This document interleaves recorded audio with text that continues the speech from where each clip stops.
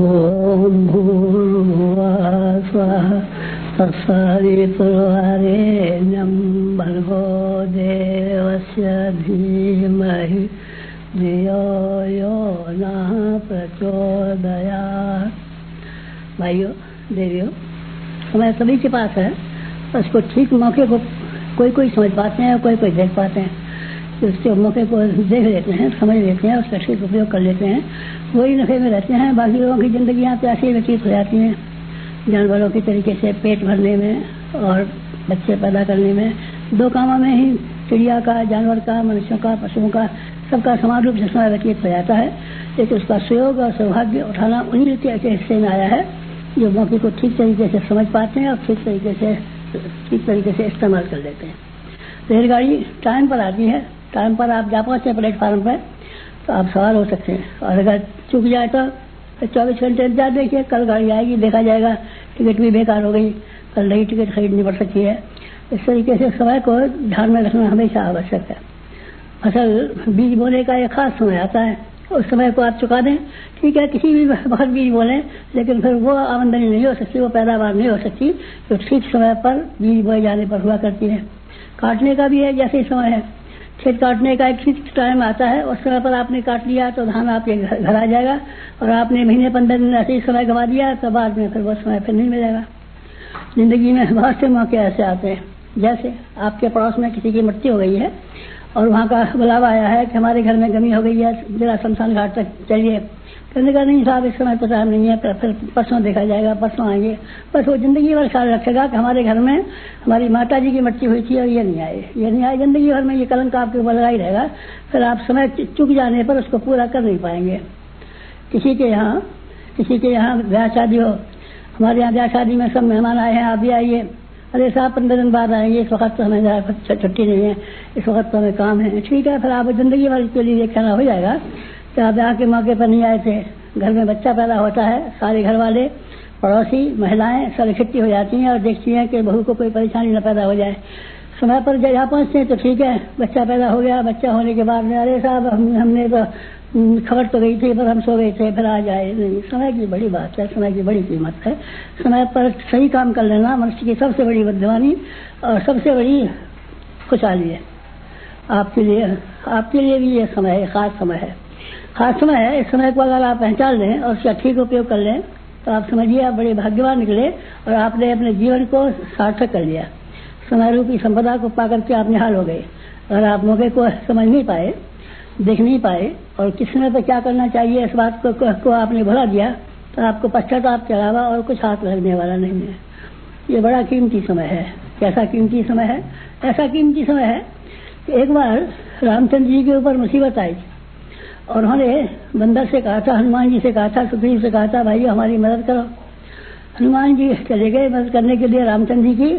कहता हनुमान जी बंदर सुग्रीव के यहाँ नौकरी करते थे, किसी तरीके से अपना गुजारा करते थे, लेकिन जब रामचंद्र जी के पुकारने पर चले गए, मौके को उन्होंने पहचान लिया तो क्या परिणाम हुआ? फिर वो ऐसे बड़े हो गए जैसे सारी जिंदगी भर में कभी नहीं थे।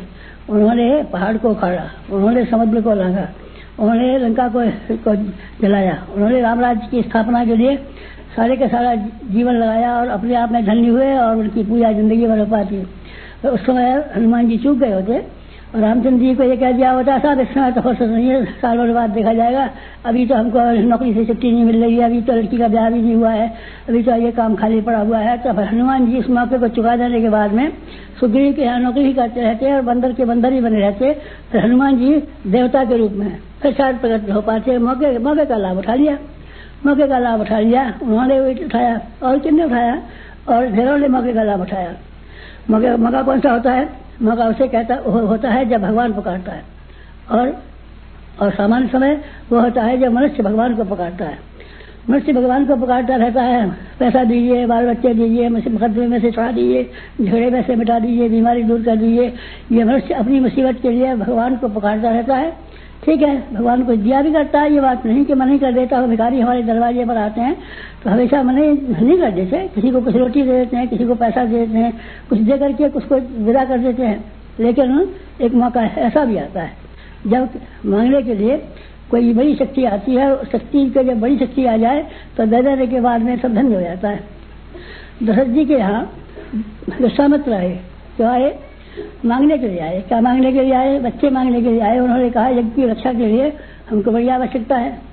स्वयं विश्वामित्र राक्षसों से लड़ सकते थे, राजा थे, वो भी राजा थे, उन्होंने सैकड़ों लड़ाइयाँ लड़ी थी अपनी जिंदगी में। वो स्वयं ही राक्षसों को मार सकते थे और स्वयं को नहीं मारा, क्योंकि ऋषि का धर्म अलग है। ऋषि को अपने आप को मानसिक संतुलन बनाए रहना चाहिए, ऋषि को अपनी क्षमाशीलता कायम रखनी चाहिए। लेकिन राक्षस से लड़ने के लिए तो कोई चाहिए, उसके बिना तो काम नहीं चलेगा ना। ऋषि नहीं लड़ेगा तो दूसरे तो लड़ेंगे। उनको ले जाने के लिए विश्वामित्र आए। दशरथ जी के मन में पहले तो ये हुआ कि हमारे बच्चे हैं, हमारे हैं, ये हम कमाई खिलाएंगे, बड़े होंगे और हमारे पास रहेंगे और हम घर देखेंगे, राजपाट संभालेंगे, तो हम ऋषि के यहाँ जाए। पीछे उनकी समझदारी ने उनको कहा कि नहीं, आप भेज दीजिए, समय है। विश्वामित्र मांगने के लिए आए हैं, बार बार ये नहीं आएंगे। इनको सिपाही तो कहीं और से ही मिल जाएंगे, राजा तो कोई और भी सहायता देने के लिए मिल जाएंगे, लेकिन आप जो इस वक्त अपने बच्चों को देकर के धन्य बन सकते हैं, ये फिर दोबारा मौका नहीं आएगा, इसलिए आप खुशी से दे दीजिए। ये गुरु वशिष्ठ ने उनको सलाह दी और राजा दशरथ ने अपने दोनों बच्चों को विश्वामित्र के हवाले कर दिया। परिणाम क्या हुआ? परिणाम ये हुआ कि विश्वामित्र के आश्रम में जाने के बाद में बला और अचवला विद्याएं सीख करके आए। धनुष शंकर जी का, जिसको तोड़ना बहुत मुश्किल था, परशुराम जी नाराज हुए थे कि हमारे गुरु का धनुष किसने तोड़ दिया। उस धनुष को तोड़ने में रामचंद्र जी सफल हुए और सीता का विवाह करने में रामचंद्र जी सफल हुए और लंका का विनाश करने में, सारी असुरता को निवारण करने में रामचंद्र जी सफल हुए। राम राज्य की स्थापना में रामचंद्र जी सफल हुए। ये कैसे हुए? राजकुमार रहे होते तो शायद उनसे न हो पाता। विश्वामित्र की शक्ति और दशरथ जी की बुद्धिमानी कि ठीक समय पर अगर किसी ठीक काम के लिए अपने बच्चे तक देने पड़े तो क्या हर्ज की बात है। ऐसा ही उन्होंने किया और रामचंद्र जी निहाल हो गए, दशरथ जी निहाल हो गए, विश्वामित्र जी निहाल हो गए, रामायण लिखने वाले वाल्मीकि जी और रामचंद्र जी निहाल हो गए और हमारा आप सब निहाल हो गए। भगवान राम का नाम राम लेकर के पार होते हैं। अगर वो विश्वामित्र के यहाँ नहीं गए होते और उन्होंने अपनी अयोध्या में ही समय काटा होता, राजकुमारी बने रहे होते और नाती पोतों को खिला रहे होते तो रामचंद्र जी का शायद हमारा आप नाम ले पाते कि नहीं ले पाते। संभव है उनके मंदिर बनाते भी कि नहीं बनाते, शायद है रामायण लिखी जाती कि नहीं लिखी जाती। तो मौका था जिसको कि राजा दशरथ ने भी पहचान लिया और गुरु वशिष्ठ ने भी पहचान लिया और राम लक्ष्मण ने भी पहचान लिया, सबने पहचान लिया। उस मौके का ठीक लाभ उठा लिया गया।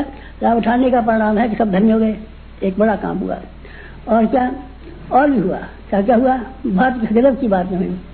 ढेर आदमी थे, राजा इंद्र, उनके पास महर्षि ऋषि के पास हड्डियां मांगने आए। हड्डियां मांगने आए, उन्होंने हड्डियां निकाल के दे दी। ठीक मौका देखा कि ये हड्डियां तो देनी पड़ती हैं, बुखार में आदमी मर जाते हैं, एक्सीडेंट में कई बार मोटरों के आगे आ जाते हैं, रेलगाड़ियों के आ जाते हैं, हड्डियों का चूरा निकल जाता है, रोज घटनाएं होती हैं बीच आदमियों की। लेकिन ऋषि जी ने खुशी खुशी ठीक मौके पर ऊंचे उद्देश्य के लिए अपनी हड्डियों को प्रदान कर दिया। उसका परिणाम बहुत शानदार हुआ। क्या शानदार हुआ? वहां से दलीज धन्य हो गई, राजा इंद्र धन्य हो गए और वृत्तासुर से मुसीबत से सारे दुनिया अपने आप को तान पाने के बाद में धन्य हो गई, देवता धन्य हो गए। दलीज ने ठीक मौके पर ठीक काम किया। और कौन सी घटना बताइए? मैं आपको कौन कौन सी घटना बताऊं जिन्होंने सही समय पर सही काम किए हैं। एक थे रामकृष्ण परमहंस। वो एक लड़के के पास गए, उसके यहाँ आया करता था बार बार, तो उनके यहाँ जा पहुंचे। उन्होंने कहा, नरेंद्र, इस वक्त मुझे बहुत सख्त जरूरत है, तू इम्तिहान देने में लगा हुआ है, पढ़ाई में लगा हुआ है और मेरा कितना काम अर्ज हो रहा है तो समझ में नहीं आता। बच्चों ने कहा, स्वामी जी तो मैं आपके साथ चलता हूँ, आप जहाँ कहीं भी लगा देंगे वहीं जा पहुँचूंगा। विवेकानंद स्वामी रामकृष्ण परमहंस के पास चले गए। विवेकानंद गए थे नहीं, रामकृष्ण परमहंस लिवाने के लिए आए थे, कहने के लिए आए थे, दोस्त हमारे साथ चल, हमारा बहुत जरूरी काम पड़ा हुआ है। भगवान भी मांगने आते हैं कई बार। इंसान तो मांगते ही रहते हैं भिखारियों की तरीके से, हमको ये दीजिए, वो दीजिए, ये दीजिए, वो दीजिए। लेकिन कभी कभी ऐसे मौके भी आते हैं जब भगवान मांगने आते हैं। राजा बलि के यहाँ भगवान मांगने गए थे, आपको मालूम है कि नहीं मालूम है? राजा बलि गए थे तो बलि बड़ा बैठा रहा सिंहासन पर और भगवान बलि के रूप में छोटे से होकर के बच्चे के रूप में, बौने के रूप में गए थे। भगवान छोटे रह गए और बलि बड़े रह गए। मांगने के लिए जो कोई जाता है छोटा हो जाता है, देने वाला बड़ा हो जाता है। इसी तरह के मौके कितने सारे के हुए। चाणक्य ने भी ऐसे किया था। चंद्रगुप्त को तलाश करने के लिए आए थे और उसके घर जा पहुंचे थे और कहता, बेटा हमारा बड़ा काम अर्ज हो रहा है, यह चक्रवर्ती शासक बनाना है और भारत को बहुत ऊंचा उठाना है। हमारे उद्देश्य के लिए, बड़े काम के लिए जीवन को लगा। अगर उसने चंद्रगुप्त ने कहा होता अरे साहब मुझे नौकरी करनी है और अपनी शादी करनी है और अपने बाल बच्चे करने हैं, दुकान चलानी है, तो अब संभव है। न वो मौका चंद्रगुप्त को आया होता, न वो मौका चाणक्य को आया होता, न वो भारत भूमि को सौभाग्य मिला होता। सौभाग्य इसीलिए मिला कि उन्होंने ठीक मौके पर ठीक बात को पहचान करके अपने आप को ठीक तरीके से समर्पित कर दिया। और कौन कौन की घटना है, मैं ढेरों घटना सुना सकता हूँ, ढेरों घटना सुना सकता हूँ। कौन कौन की घटना सुनाएंगे आप? चलिए मैं अभी और सुनाता हूँ।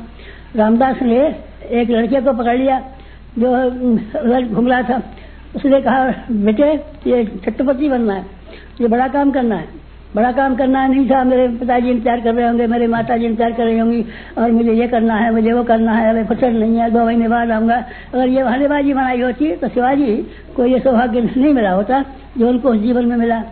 शिवाजी की घटना आपको बताई, चाणक्य की चंद्रगुप्त की घटना है आपको बताई, और विवेकानंद की रामकृष्ण परमहंस की घटना बताई, और आपको दशरथ की उनकी घटना बताई। हाँ बेटे मैंने ये घटना बताई और ये इसलिए बताई कि ठीक उसी तरह का मौका इस समय भी है। अगर इस तरह के मौके पर आप चूक जाते हैं तो फिर हमेशा पछताना ही पछताना आपके हाथ में रह जाएगा। फिर आप ये सौभाग्य द्वारा जो प्राप्त करना चाहिए फिर आप कर नहीं सकेंगे। अभी जो काम हुए थे आपको मालूम है ना, राम रावण के में गिलहरी ने कहा था, तो गिलहरी ने देखा ये ठीक मौका है, रामचंद्र जी को कोई जरूरत पड़ी हुई है, रामचंद्र जी पर मुसीबत आई हुई है, रामचंद्र जी की इच्छा है, इसीलिए मुझे जाना चाहिए, उनकी मदद करनी चाहिए। गिलहरी ने अपने बालों में बालू भर के बखेरना शुरू कर दिया समुद्र में और गिलहरी धन्य हो गई। गिलहरी की गाथा सब गाते हैं, गिलहरी के रामायण में मुख्य हो गई। गिलहरी के फोटो छपते हैं, गिलहरी के वंशज और औलाद के पीछ पर काले निशान पाए जाते हैं तो रामचंद्र जी के हाथ के फिरने की वजह से बने थे। ये कैसे हो गया? ठीक समय पर ठीक काम को उन्होंने किया। और किन किन ने किया? रीछ मानवों की घटना तो आपको याद ही है। गांधी जी के कल परसों की बात है, स्वाधीनता संग्राम में जिन लोगों ने भाग लिया आप जानते हैं ना, स्वतंत्रता सेनानी है वो, और कौन कौन है, और उनको किराए का फर्स्ट क्लास का टिकट मिलता है घूमने घामने के लिए, और उनको पेंशन मिलती है और उनका सम्मान मिलता है, उनको हड्डियां बढ़ाई जाती हैं। आपको मालूम है कि नहीं मालूम है? ये अगर उनको उस समय ध्यान नहीं आया होता, उस समय उन्होंने समय को चुका दिया होता, हमको भी स्वतंत्रता सेनानी बना लीजिए, हमको भी ये बना दिए, नहीं, फिर वो मौका उसी वक्त था, उस वक्त आ गया तो आ गया, नहीं आ गया तो नहीं आ गया। भगवान गौतम बुद्ध के साथ में जो भिक्षु सेना में शामिल हो गए थे, उन्होंने उसी समय के धर्म चक्र प्रवर्तन के लिए बड़ी सी भूमिका निभाई। जो उस समय नहीं आए वो रह गए। इसी प्रकार से अन्य आंदोलन हुए हैं, उनमें जो आ गए रीछ बंदर जो रामचंद्र जी की सेना में भर्ती हो गए वो हो गए, और उनको फिर कितना सौभाग्य मिला, कितना उनका नाम लिया जाता। जो नहीं आए ढेरों उधर रहे होंगे, रीछ रहे होंगे, बंदर रहे होंगे, लोमड़िया रहे होंगी, खरगोश रहे होंगे, हाथी रहे होंगे, शेर रहे होंगे, लेकिन उन्होंने उस हिस्से में भाग नहीं लिया, अपने अपने माधव में अपने अपने घरों में बैठे रहे। तब फिर क्या रहा उनका? वो बेचारे वैसे ही रह गए, जानवर के जानवर, और रीछ और बानर देवता हो गए, और उनके रामचंद्र जी के साथ में विमान में बैठ करके अयोध्या पहुंचे, सभी लोग को चले गए। ये मौका उन्हीं का था। हनुमान की तरीके से अर्जुन का भी ऐसे था। अर्जुन गीता में ये कहता था मैं भीख मांग करके खा लूंगा और अपना गुजारा कर लूंगा, मुझे क्या अटकावे लड़ाई लड़ने से। लेकिन भगवान ने कहा नहीं, हमको आवश्यकता है, तुमको आवश्यकता नहीं है बड़ी से, तुम तो अपना गुजारा कर लोगे, दुकान खोल के भी गुजारा कर लोगे, पर हम कैसे गुजारा कर लेंगे? हमको तो भारत को महाभारत बनाना है, बड़ा महाभारत, भारत को विशाल भारत के रूप में परिणत करना है, उसमें तुम्हारी आवश्यकता है। अर्जुन पहले तो आनाकानी करते रहे, पीछे उन्होंने कहा करस्य वचनम तव, आपका कहना मानूंगा और चलूंगा। बस यही घटना हमारे जीवन की है। हमारा जीवन जो आज बसंत पंचमी के दिन आप लोगों के सामने आया, इसकी क्या विशेषता है? इसकी कोई विशेषता नहीं है, एक विशेषता है। कौन सी? करस्य वचनम तव। एक ऐसी सब शक्तिवान सत्ता ने आह्वान किया और यह कहा तुम्हारे पास जो कुछ भी है, क्या चीज है हमारे पास क्या था? कुछ भी नहीं है, समय था, खाली समय को हमने उनके चरणों पर रख दिया और ये कहा कि हम आपके साथ साथ चलेंगे, जो आप आज्ञा देंगे वही करेंगे। बस वैसा ही हुआ। सारी जिंदगी उसी प्रकार से बीत गई। हमने क्या पाया, क्या खोया, आप समझते हैं ना? हमने गंवाया है कुछ? क्या गंवाया है? कुछ भी गंवाया नहीं। आप हमारे गांव चले जाइए, देखिए कि हमारे साथ के पैदा हुए लोग और दूसरे लोग, कोई दुकान कर रहा है, कोई व्यापार कर रहा है, कोई खेत कर रहा है, जैसे कि तैसे मामूली आदमियों की जिंदगी जी रहे हैं। हम मामूली आदमी की जिंदगी जी रहे नहीं, हम अच्छी जिंदगी, शानदार जिंदगी जी रहे हैं। फिर ये कैसे हुआ? ठीक समय पर ठीक वस्तु का ठीक पात्र के हाथ में समर्पण। आज उसी की मांग है। युग बदल रहा है। सवेरा निकलने वाला है, रात्रि समाप्त होने वाली है, फूल खिलने वाले हैं, चिड़िया चहचहाने वाली है, प्रातः काल से उषा का आविर्भाव होने वाला है। ऐसे पुण्य समय में, प्रभात काल में आपको उठने की जरूरत है, चेतने की जरूरत है। मुर्गा भाग लगाता है, कहता है प्रातः काल हो गया, उठिए। मंदिरों में शंकर घड़ियाल बजते हैं और ये कहते हैं उठिए। मस्जिदों में अजान लगाई जाती है और कहता है उठिए, सोइए मत। सोने का समय नहीं है, पड़े रहने का समय नहीं है, वक्त को बर्बाद करने का समय नहीं है। ठीक ऐसा ही समय ये है, ये समय बर्बाद करने का नहीं है, ये समय गंवाने का नहीं है, ये समय अपने पेट भरने का नहीं है, ये समय बहानेबाजी करने का नहीं है, ये समय लोभ का नहीं है, ये समय मोह का नहीं है। ये समय उसका है कि हमको नए विश्व की नई संरचना के लिए अपने समय को और शक्ति को लगाए। बस एक ही मांग है, अगर आप मौके को समझ पाए, समय को दे पाए, तो आपका कुछ काम हर्ज होने वाला नहीं है। ये आपका भय है, बेकार का भय है कि हम चले जाएंगे तो हमारे बाल बच्चे भूखे मर जाएंगे, हमको ये मुसीबत आ जाएगी, हमारा ये काम हर्ज हो जाएगा। ये आपकी मन की कमजोरी है, शुद्धम हृदय दौर्बल्यम, ये आपके हृदय की दुर्बलता के अलावा और कुछ भी नहीं है। इस समय की मांग ये है कि आप अपने समय का, अपने श्रम का, अपनी शक्ति का बड़े से बड़ा भाग समाज की संरचना के लिए, महाकाल के पुकार को पूरा करने के लिए, युग की चुनौती स्वीकार करने के लिए अपने आप को लगाएं, पेश करें, अपने आप को लगाएं। क्या काम करें? ढेरों के ढेरों काम करने के लिए करें। काम के लिए आपको क्या बताएं? आप जहाँ रहते हैं उसमें से ही पेट भरने के लिए थोड़ा समय चाहिए आपको। उस समय को बचाने के बाद में जहाँ आप रहते हैं वहाँ भी बड़ा काम कर सकते हैं। आप ज्यादा समय लगाना चाहें तो हमारी शक्तिपीठ है, हमारा पेट का जो बाबा पेट मत चल रहा है। पेट नहीं, आदमी की नीयत खराब है। आदमी का पेट की कोई समस्या नहीं है, किसी के सामने समस्या नहीं है। चिड़िया के सामने पेट भरने की कोई समस्या नहीं है, हाथी के सामने पेट भरने की कोई समस्या नहीं है, किसी के सामने कोई पेट भरने की समस्या नहीं है। फिर इंसान के सामने पेट भरने की समस्या क्या आएगी? आपके बहानेबाजी मत बनाइए। पेट भरने क्योंकि हमको दिक्कत पड़ेगी और हमारा ये गुजारा कैसे होगा और हमारी जिम्मेदारियां कौन पूरी करेगा और हमारे घर का क्या होगा, या बहानेबाजी मत बनाइए। आप नहीं भी रहेंगे, मर जाएंगे तो अभी आपके बच्चों का पालन होगा, आपके घर वालों का पालन होगा, आपके बिना कोई भूखा नहीं मरने वाला है। आपने हो तो विश्वास करके देख लीजिए। आज इसी की पुकार है। आज कुछ कहना है आपसे और कुछ कहना नहीं है। एक कहना है कि आप समय का थोड़ा हिस्सा अपने खर्च के लिए रखिए, ज्यादा हिस्सा समाज के लिए लगाइए, देश के लिए लगाइए, धर्म के लिए लगाइए, जन जागृति को के लिए लगाइए और लोक मंगल के लिए लगाइए। इस काम के लिए आप समय लगाएंगे तो मैं आपको यकीन दिलाता हूँ कि आप नफे में रहेंगे। हम नफे में रहे, आप विश्वास कीजिए, हमारी गवाही देख लीजिए और महापुरुषों की गवाहियां देख लीजिए। गांधी जी ने वकालत की होती तो गांधी जी वकील के वकील लगे होते। विनोबा ने अगर उसी तरह का जिंदगी जी होती है तो शायद कहीं अध्यापक लगे होते, जवाहरलाल नेहरू कहीं वकालत कर रहे होते, सरदार वल्लभ भाई पटेल मामूली वकील से वकील रहे होते। लेकिन सारे के सारे महापुरुषों ने अपने आप को लोक मंगल के लिए आगे बढ़ाया तो नफे में रहे, नुकसान में तो नहीं रहे, नहीं कोई नुकसान में नहीं रहा। महापुरुषों में से एक भी नुकसान में तो नहीं रहा। आप लोगों में अगर साहस हो, आप लोगों में त्याग की भावना हो और आपकी विवेकशीलता जगी हो, अगर आप मौके को पहचानते हो तो आप समझ लीजिए ये युग संधि की बेला है, युग बदल रहा है। इस समय में आप जैसे भावनाशील व्यक्तियों की बेहद आवश्यकता है। आप समय दीजिए, आप समय दीजिए, आप जन जागरण के लिए खड़े हो जाइए। कार्यक्रम क्या करने पड़े? कार्यक्रम तो बहुत सरल है और हमने सबको बता दिया है। इस वर्ष के लिए तो 4 कार्यक्रम रखे हैं। आपको सुन लिया होगा। नारी जागरण के लिए आपको समय लगाना है। नारी के बिना, नारी को जागे बिना मनुष्य जाति अधूरी रहेगी, पुरुष अधूरा रहेगा, दुनिया अधूरी रहेगी। आधी दुनिया कैद खाने में पड़ी रहे तो बाकी दुनिया किस तरीके से उठेगी? गरीबी उन्मूलन के लिए हमको बड़ा काम करना है। हमारे यहाँ केवल खेती पर निर्भर करते हैं लोग और खेत मजदूर बेचारे थोड़े दिनों तक मेहनत मजदूरी पाते हैं, फिर उनके लिए कुछ काम नहीं रहता। कुटीर उद्योग का विकास करना है। कुटीर उद्योग हमारे देश में किसी के सहायक बन सकते हैं, उसके लिए आपको काम करने की आवश्यकता है। आपको और क्या करना है? स्वास्थ्य संगठन के लिए खड़े हो जाना है। हर आदमी कमजोर होता चला जा रहा है, हर आदमी बीमार होता चला जा रहा है, क्योंकि रहन सहन के बारे में, खान पान के बारे में, आहार विहार के बारे में उसको जानकारियां नहीं है या तो अभ्यास नहीं है। स्वास्थ्य संगठन हमारा कार्यक्रम है। चौथा कार्यक्रम जन जागरण है। इसका अर्थ है हर आदमी के विचारों को बदल देना, चेतना को बदल देना, भावना को बदल देना। लोगों को देखा ना आपने कैसे घटिया और कैसे गंदे जीवन जी रहे हैं।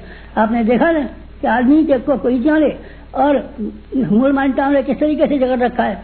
आपने देखा ना नशेबाजी में और इसमें दहेज जैसी प्रथाओं में कितना पैसा बर्बाद होता है। फैशन परस्ती में लोग कितना सारा पैसा लगा देते हैं। ये ऐसी मुसीबतें हैं कि जिनकी वजह से हमको स्वयं ही निकालना पड़ेगा, जनता को निकालना पड़ेगा। सरकार मदद करेगी, ठीक है, सरकार अपना काम करेगी, लेकिन ये जनमानस की बात है, जन जन के घर जाने की बात है, लोक चिंतन बदलने की बात है, जन जागरण की बात है। इस काम के लिए आपको ही आगे आना पड़ेगा। इस काम को कोई और नहीं कर सकता, आप ही कर सकते हैं, आपको ही करना चाहिए। यही अनुरोध लेकर के आपके सामने में हाजिर हुआ, ये कहने के लिए कि आप समय के बारे में कंजूसी मत कीजिए, समय को भगवान के काम में लगाइए। भगवान ने आपको पुकारा है, समय ने आपको पुकारा है, युग ने आपको पुकारा है, महाकाल ने आपको पुकारा है, और इसीलिए पुकारा है कि आप दुनिया की गई गुजरी समस्या को ऊंचा उठाने के लिए, गए गुजरे लोगों को ऊंचा उठाने आगे बढ़ाने के लिए अपने आप को आगे बढ़ाइए, अपने आप को त्याग के चबूतरे पर खड़ा कीजिए और ये कहिए कि हम हैं जो कुछ बड़ा काम करेंगे। आप बड़ा काम करेंगे तो आप बड़े नफे में रहेंगे। बड़ा काम करने के लिए आरंभ से ही कदम बढ़ाइए और हम बड़े नफे में रहे। आप भी बड़े कदम उठाइए, बड़ी हिम्मत कीजिए और बड़े कामों के लिए अपने आप को समर्पित कीजिए। देखिए फिर आप कितने नफे में रहते हैं, कितने खुशहाल रहते हैं, कितने चित्त रहते हैं, कितना आपको संतोष मिलता है, कितना आपको सम्मान मिलता है, कितना भगवान का अनुग्रह आपको मिलता है। फिर आप देखिए ना, ये परीक्षा का समय यही है। अगर आपकी हिम्मत हो, अगर आपका विवेक आपकी गवाही दे, सलाह दे, तो आप जरूर, मेरी प्रार्थना है कि आप कदम बढ़ाएं और अपने समय को अपने घरेलू कामों में लगाने की अपेक्षा बड़े कामों के लिए, नए युग के निर्माण जैसे बड़े काम के लिए लगाने की हिम्मत कीजिए। ये हिम्मत आपके लिए बहुत बड़ी साबित होगी, ऐसी साबित होगी जैसे हनुमान जी ने पहाड़ को उठाया था, उससे कम ये हिम्मत साबित न होगी। बस यही आपसे अनुरोध करना था। समाप्त।